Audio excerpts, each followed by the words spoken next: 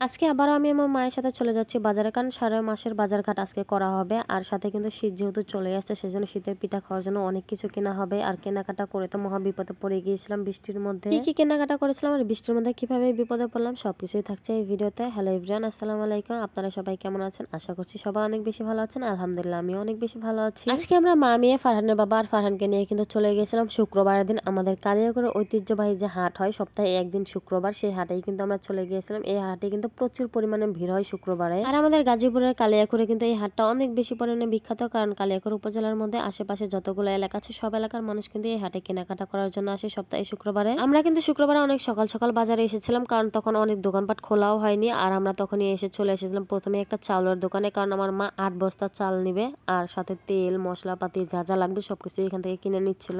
আমরা যেহেতু ফ্যামিলিতে অনেক বেশি মানুষ, সেই জন্য কিন্তু আমার মার মাসের চাউলও কিন্তু অনেক বেশি লাগে, সেই জন্যই তো একেবারে চাল সব কিনে নিয়ে নিল। আর তারপর কিন্তু কাঁচা বাজার করার জন্য চলে এসেছিল। এখানে পেঁয়াজ আলু এই সমস্ত কিছু কিনে নিচ্ছিল। কিন্তু বাজারে আজকে অনেক বড় একটা লিস্ট নিয়ে এসেছে। প্রথমে তো কিনল চাউল, তারপর কিনেছিল 5 লিটার সয়াবিন তেল, সরিষা, এলাচ, দারচিনি, আদা, রসুন, জিরা। আর এই বাজারের মধ্যে কিন্তু এমন কিছু নেই যেটা কিনা পাওয়া যায় না। বাহারি রঙের শাকসবজি থেকে শুরু করে আমাদের নিত্য প্রয়োজনীয় যে জিনিসগুলো সবকিছুই কিন্তু পাওয়া যায়। আর আপনারা ভিডিওটি দেখে বুঝতেই পারছেন যে বাজারে কত পরিমাণে ভিড় ছিল সকালবেলায়। তো প্রথমে চাল কিনবে, সেজন্য যে দেখেন আমরা চালের দোকানে এসে বসেছি। আর ফারহান বাবা তো বাজারে এসে আমার কোলে ঘুমিয়ে পড়েছিল, সেজন্য আমি এখানে বসেছিলাম। আর একদিকে চাল নামানো হচ্ছিল দোকান থেকে, আর অন্যদিকে আমরা গুড় কেনার জন্য এসেছিলাম। যেহেতু সামনে শীতকাল আমাদের তো পিঠা খেতে হবে, সেজন্য কিন্তু আমার মা এখান থেকে গুড় নিয়ে নিল। অনেকগুলো গুড় নিয়েছে। আমরা এই যে দেখেন আমাদের চালগুলো আমাদের গাড়িতে তোলা হয়ে গেছে, দেখেছেন কতগুলো চাল একসাথে কেনা হয়েছে। আর অন্যদিকে যে আমার মা একটা মুদির দোকানেও চলে এসেছে মাসকাবারি এই বাজারগুলো নেওয়ার জন্য। বাবা যেহেতু আমার কোলে ঘুমিয়েছিল, সেই জন্য কিন্তু আমি সবকিছু ভিডিও করতে পারিনি। ইতিমধ্যে কিন্তু আমাদের অনেক অনেক জিনিসপত্র কেনা হয়ে গেছে। অলরেডি আমাদের গাড়ি অর্ধেক ফুল হয়ে গেছে, মানে চালের বস্তা দিয়ে তো পুরোটা ফুল হয়ে গেছে। তারপর আমাদের বাজার অর্ধেক মাত্র কেনা হয়েছে, এখনো পর্যন্ত অর্ধেক বাকি আছে।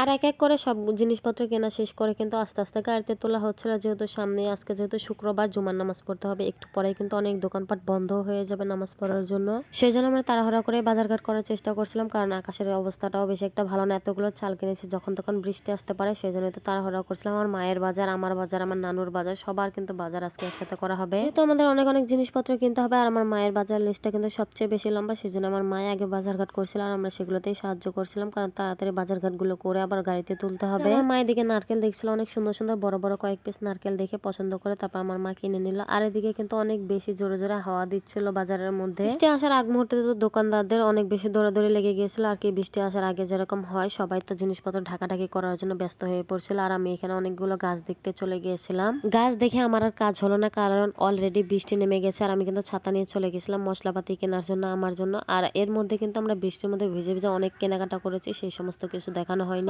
বাজারঘাট দিয়ে গাড়িটা এত পরিমাণে ভরা যে আমাদের বসারই জায়গা নেই, সেই জন্য আমরা সামনের দিকে এসে বসে পড়েছিলাম। আর যে দেখেন ফারহান বাবা তার নানুর কোলে, আর বাহিরে বৃষ্টি হচ্ছে। এই বৃষ্টির মধ্যে চালের বস্তাগুলো নামাতে কিন্তু অনেক বেশি কষ্ট হয়েছিল। আজকে ছোট্ট ভিডিওটি আপনাদের কাছে কেমন লেগেছে অবশ্যই কমেন্ট করে জানাবেন। যদি ভালো লাগে অবশ্যই আমাকে সাপোর্ট করবেন। দেখা হচ্ছে পরবর্তী ভিডিওতে। আল্লাহ হাফেজ।